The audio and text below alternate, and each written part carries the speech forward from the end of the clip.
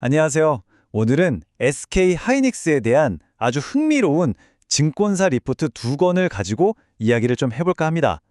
정말 엄청난 숫자들이 나왔는데 이 예측이 과연 어디서부터 시작된 건지 같이 한번 파헤쳐 보시죠. 자, 이 숫자 좀 보세요. 80조 원입니다. 80조. 네, 0을 잘못 세신 게 아니에요. 이게 뭐냐면 한 증권사에서 내놓은 SK 하이닉스의 2026년, 그러니까 불과 몇 년 뒤에 영업이익 전망치입니다. 아니, 정말 말이 되나 싶은 숫자죠? 도대체 무슨 근거로 이런 어마어마한 예측이 나왔는지 지금부터 한번 제대로 살펴보겠습니다. 이 그래프를 보시면 충격이 더 커지실 겁니다. 보세요. 불과 2023년에 마이너스 7조 7천억 원, 그러니까 엄청난 적자를 냈던 회사가 갑자기 2026년에는 80조 원 흑자를 낼 거라는 거잖아요. 이게 지금 오고 가는 돈이 거의 90조 원에 가까운 그야말로 드라마틱한 반전인 거죠. 네, 그래서 첫 번째 파트에서는요, 이 믿기 힘든 전망이 대체 어떻게 나온 건지 그 배경부터 하나씩 짚어보겠습니다. 이건 그냥 하는 말이 아니라 실제 키움증권 리포트에 나온 문구입니다. 목표 주가 73만 원, 영업이익 80조 원, 아주 구체적인 숫자를 딱 박아놨죠. 뭐랄까, 엄청난 자신감이 느껴지지 않으세요? 이 자신감, 과연 어디서 나오는 걸까요? 아마 다들 같은 생각이실 거예요. 아니, 몇 조씩 적자 보던 회사가 어떻게 하루아침에 이렇게 달라질 수가 있나? 그 핵심 열쇠는 바로 SK 하이닉스가 가장 잘하는 것, 바로 그 사업 안에 숨어 있습니다. 자, 두 번째 섹션입니다. 이 거대한 전환을 만들어낸 진짜 동력, 바로 메모리 반도체 시장에 어떻게 강력하게 되살아나고 있는지 한번 들여다보겠습니다. SK 하이닉스가 뭘 만드는 회사인지는 다들 잘 아시겠지만 그래도 아주 쉽게 한번 짚고 넘어가 볼게요. 주력 제품이 딱 두 가지, D램이랑 낸드 플래시잖아요. D램은 컴퓨터의 작업대라고 생각하시면 편해요. 막 여러 가지 일을 한꺼번에 할 때 넓고 빨라야 하잖아요. 딱 그 역할이고요.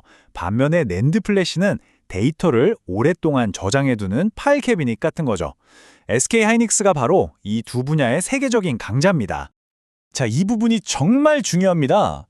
전체 예상이익 80조 원 중에서 D램 혼자서 벌어들일 거라고 예측되는 돈이 무려 75조 원이에요.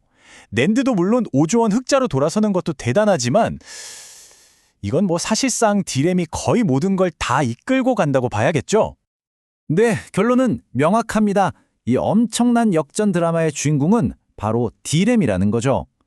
그럼 도대체 왜 갑자기 D램 시장이 이렇게 뜨거워진 걸까요? 바로 세 번째 섹션에서 그 답을 찾아보겠습니다. 최근 몇 년간 가장 뜨거운 키워드죠.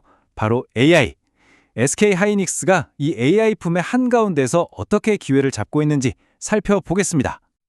그 중심에는 HBM, 바로 이 고대역폭 메모리가 있습니다.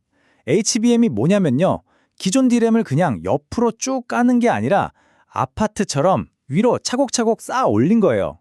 이렇게 하면 데이터가 다니는 길이 순식간에 1차선에서 8차선 고속도로처럼 넓어지거든요. 그러니까 어마어마한 데이터를 한 번에 처리해야 하는 AI 서버에는 이게 없으면 안 되는 필수 부품인 셈이죠.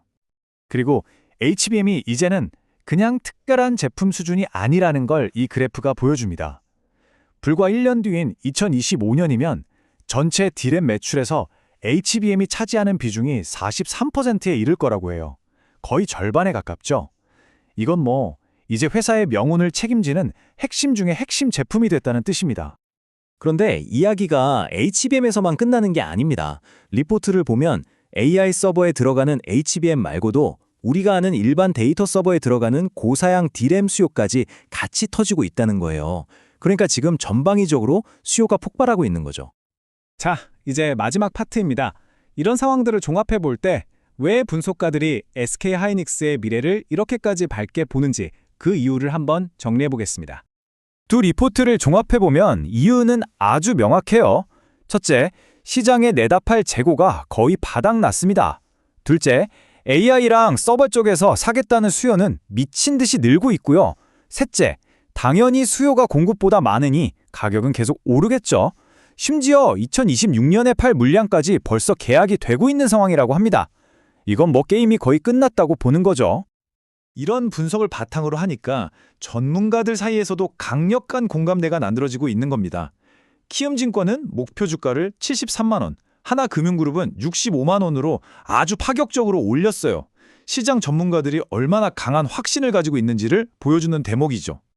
자, 그럼 지금까지의 이 긴 이야기를 한 문장으로 정리한다면 우리가 뭘 기억해야 할까요? 마지막으로 큰 그림을 한번 그려보겠습니다. 80조 원이라는 엄청난 숫자로 가는 길은 이렇습니다.